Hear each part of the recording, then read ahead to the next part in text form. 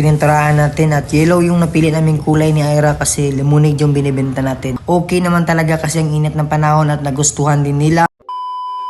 Bumili na rin pala tayo ng ganito, nakalimutan ko ano tawag nito pero para malinis yung pagkalagay natin sa plain-sin. Dito rin tayo sa hardware kasi bumili tayo ng plain-sin para mapalitan natin yung sa food cart sa bike natin para malinis siya tignan. At ngayon kinating ko na pala yun para malagay na natin doon at sinukat ko na din yan. Wala pala akong ibang gamit na pang cutting kaya gunting lang yung ginamit natin pero at least gumana naman. Paligo lang natin ulit kasi grabe yung init at lalabas din tayo para bumili ng battery ng sasakyan. Kakasakay ko lang pala ng jeep at bumaba na tayo at naghanap tayo ng bangko para maka-withdraw. At ito grabe yung init at thankfully naman may nakita tayong bangko kaya dyan na tayo mag-withdraw. At ito naka-withdraw na tayo at dahil din pala ito sa digital product na tinatrabahoan ni Ira kaya kung gusto nyo rin sumali, message nyo na kami. Dito pala banda yung maraming nagbibenta ng battery. At kinumpare ko na rin yung price at yung available ng brand nila at dito tayo nakapili kaya bayad na tayo. Pasensya na rin sa background natin no kasi ang ingay kasi sa labas tayo nagbo-voice over. Ito lang pala yung pinili ko, 9 plates at ito na yun yung brand na pinili ko. At syempre bumili na rin tayo ng pintura para mapinturahan natin yung bike food cart natin. At ito syempre pauwi na tayo ng jeep lang tayo kasi mabigat din tong battery sa bike. At ito sakay tayo ng tricycle kasi 2 ride talaga papunta sa amin at amazing nitong tricycle na to kasi iwan ko saan yung mga cover nito. At syempre sinalpak na natin yung battery at ayun tinest drive na muna natin at wala pa nga tong lamang gasolina.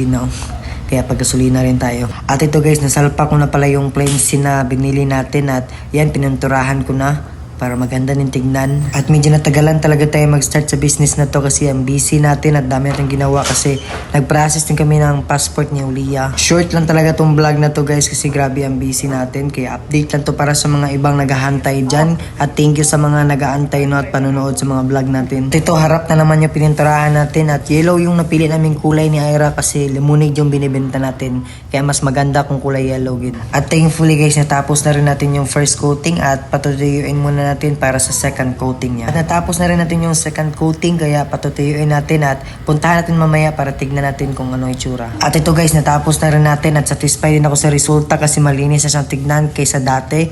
At yun, makastart na rin tayo. Mga taga-Iloilo pala dyan na malapit lang dito sa Harop, punta na kayo dito. Dito lang kami sa bunkers nagbibenta. At ito na guys, sinimulan ko pala magbenta kanina at buko pandan yung binenta natin. At okay naman talaga kasi ang init ng panahon at nagustuhan din nila. At may munchkin din tayo dito at syempre yung lemonade natin. At magpagawa din pala tayo ng tarpaulin para makita din nila yung binibenta natin as mas maganda din siyang tignan. At dito pala ako nag-display sa basketball court. Kaya thankfully naubos din yung binenta natin guys at update ko lang kayo sa next vlog kaya see you sa next vlog.